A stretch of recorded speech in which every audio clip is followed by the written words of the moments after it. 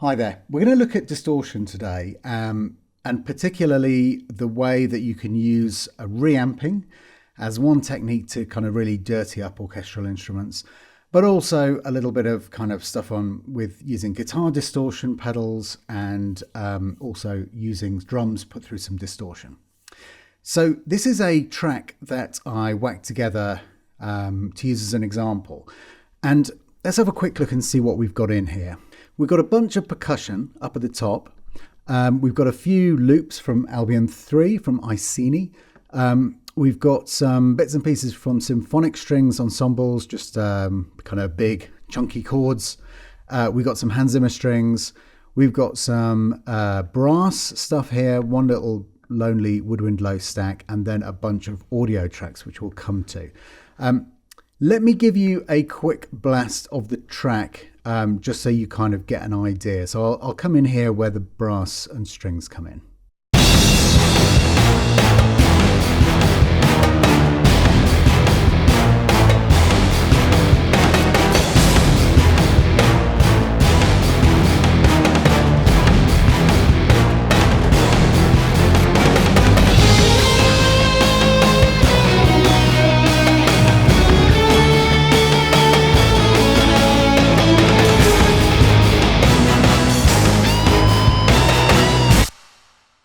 Okay, so you get the idea.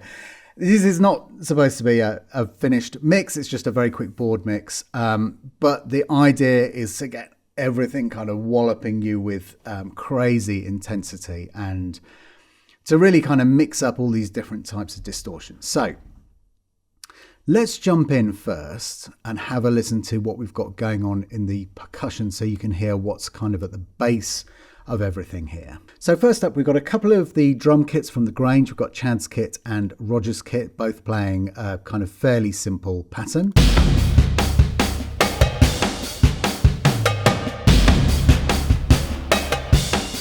And you can hear there's a bit of Hans Zimmer percussion going on in there. We add in some Albion 1 hypertoms.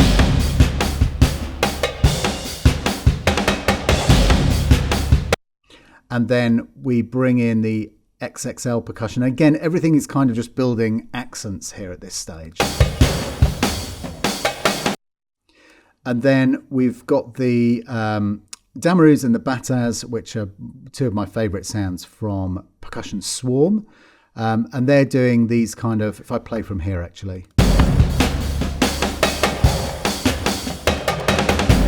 So they're doing some of those kind of cross-rhythmy things towards the end of the stuff.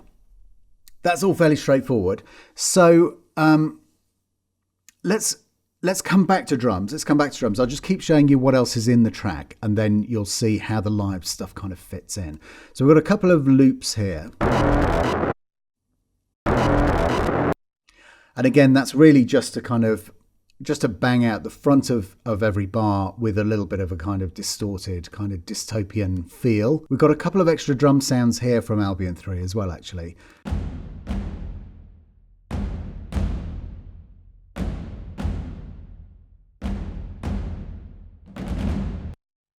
So really just adding a bit of weight behind what's going on further down. Now, here is where we start to get into the orchestral stuff. So let's have a quick listen, first of all, to the strings.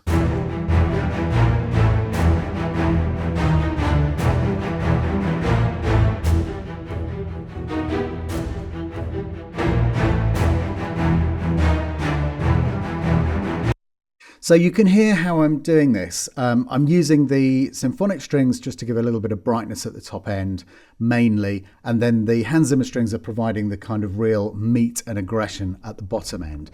This stuff is then being doubled by the brass in various different ways. So here,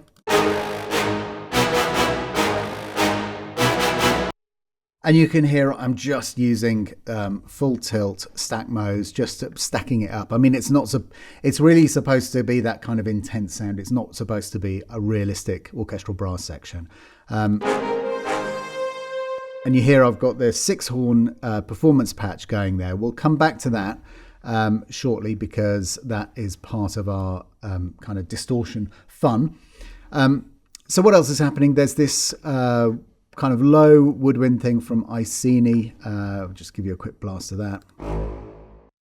You get the idea. It's just adding the bottom. There's a few little frequencies down there which really help the strings to push out at the very bottom end. Now, audio tracks. Here we've got our kind of first two distorted guitar tracks. So this is just kind of, it's just doing that, again, at the beginning of every bar, it's doing that kind of rhythmic thing. And the patch that I'm using, I'll show you now, is just a preset on the Helix, and it's 4D Love of Steve. No guitar fan will struggle to work out who that Steve is, but it's a quite nice sound, and it's just a Gibson studio going through that. So here we've got slightly less distortion, a few of the effects taken off. It's a different amp as well, amp model I should say. So that's just giving a little bit of a kind of chug underneath the horn melody. The horn melody, right, let's come to that now. What I wanted to do was to get that horn melody really sounding kind of grungy and dirty. So the best way to do that, in my opinion, was to first of all double it with the guitar. So the guitar is playing this.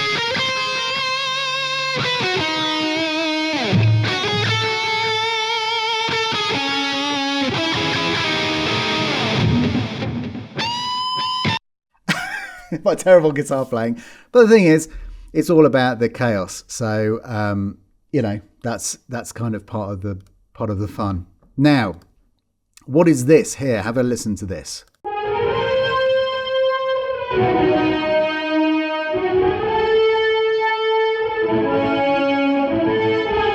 Okay, so that's a pretty weird sound. I've got the Dimension D on there as well, but so let's take that off and have a quick listen.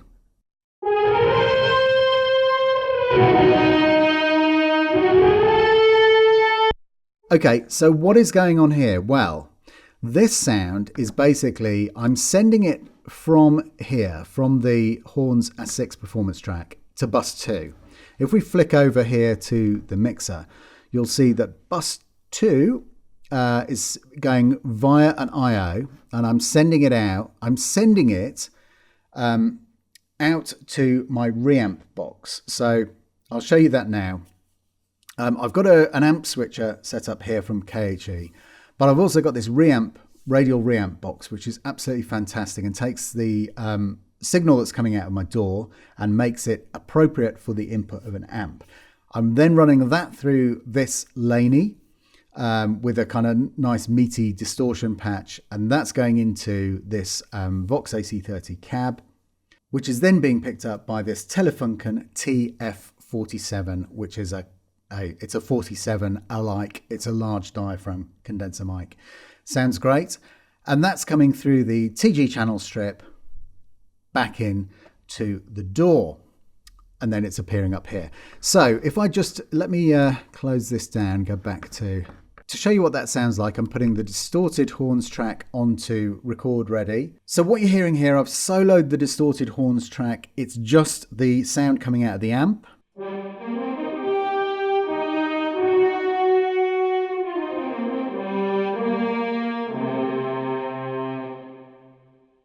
Pretty cool. Let's just put some rips up.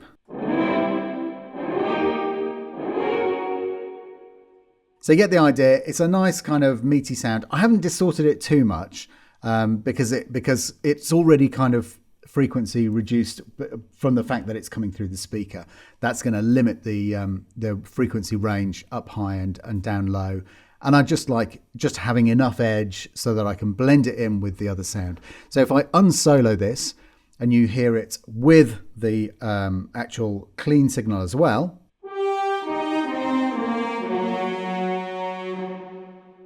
Pretty cool. Okay, why don't we have a listen to what the contrabass bone sounds like? All I need to do to get that going is to send it to bus 2.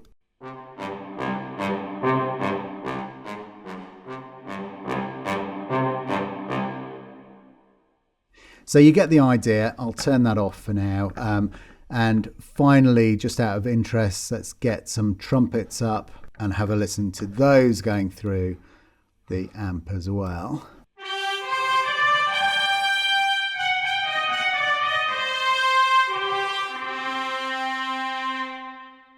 Pretty cool.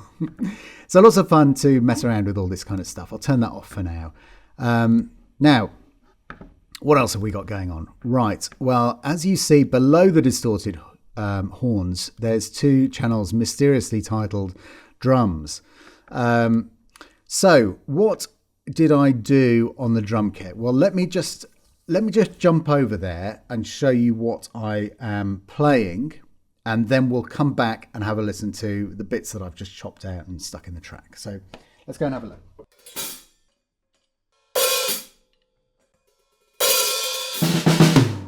Okay. So this is what it sounds like clean.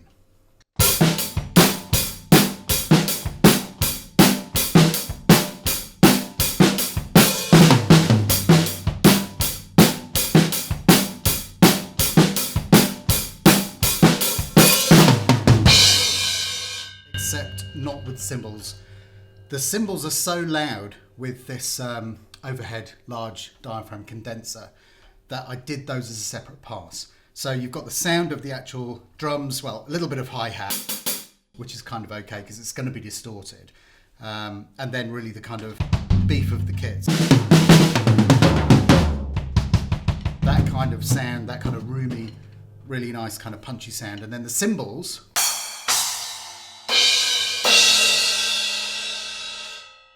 Just very, very bright and sparkly, and again, single mic. So let's check it out distorted.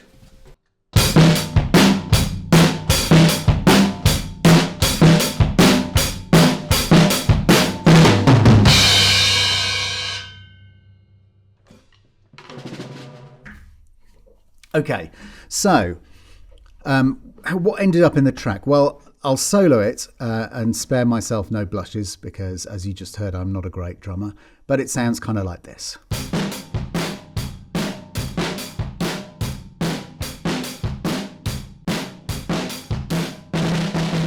So it's pretty distorted. Turning the distortion off gives you that clean sound that we just heard. So that's all good. Let's pop it back on. I'm going to show you what it sounds like with just the Chad and Roger kits.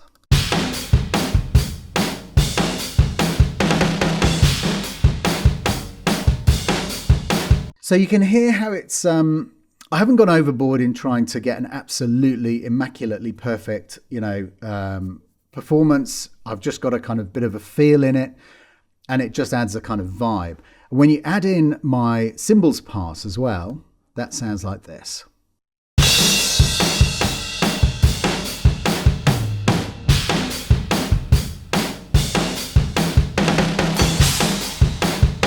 So I'm just adding bits and pieces to, I've used a couple of the cymbals in the kits, that are on there already. And it just gives a little bit more air and a little bit more excitement to the track. Now, what am I doing with the distortion? Oh, if we look at the, let's look at the cymbal track. So what am I doing here? Well, first of all, I've got this Fairchild up. So this is the clean sound.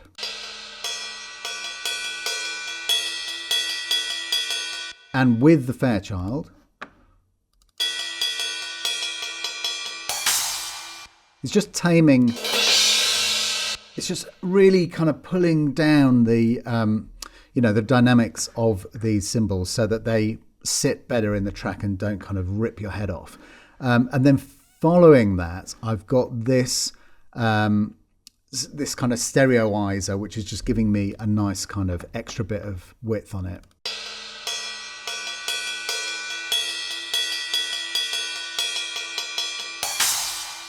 And it's not turning it into stereo, but what it is doing is it's just taking it out of really strict kind of mono land. So that's what's going on that track. And then on the actual drum track, what am I doing? Well, this is like basic stuff. This is the Logic AU distortion plugin. And you can see I'm driving it, and I've set the tone to kind of bring the bandwidth down. So if we just solo that.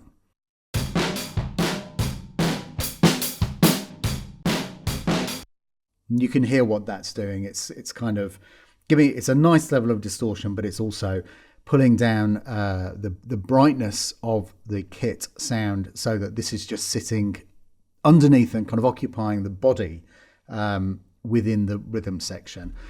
So it gives you a little bit of that kind of live feel, but it's not sort of too distracting. So let's jump forward, have a quick listen to where kind of pretty much everything is going on.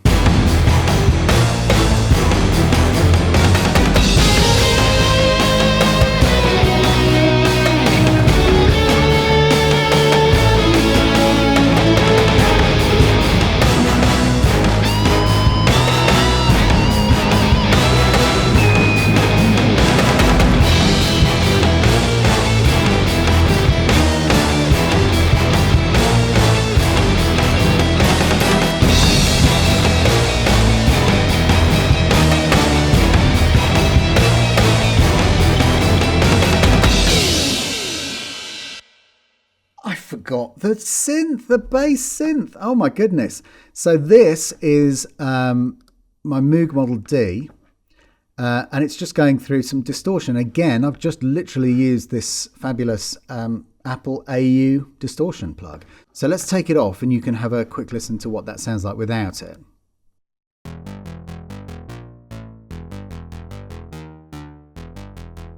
You can hear that it's not sequenced, and I just smashed it out in a hurry. But with the distortion added,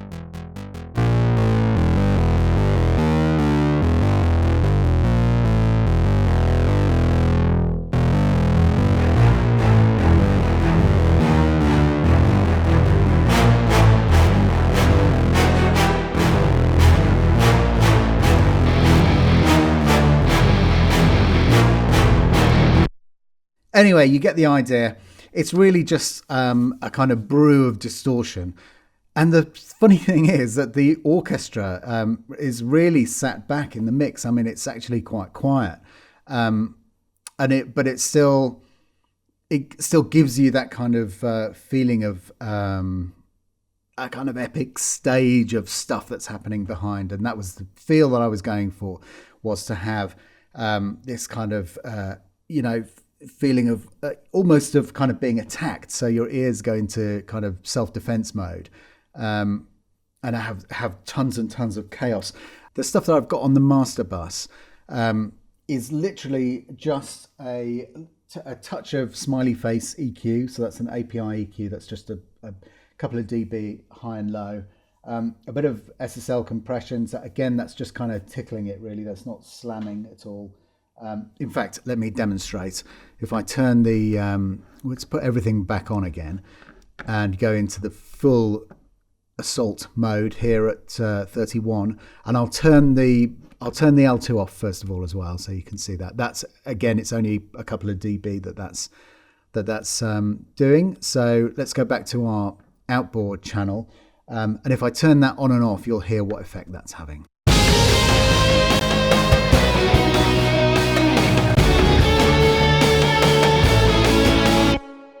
So it's kind of filling in it's giving a little bit of extra bass there, and it's kind of filling in those low frequencies. The other thing I'm using is the MAS, which is an absolutely fantastic, again, it's distortion.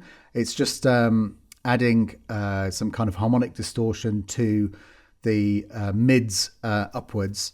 And that gives you, again, fills in the sound and gives you this real kind of, feeling of chaos where everything is really kind of crashing in on you. So putting the L2 back in, that sounds like this.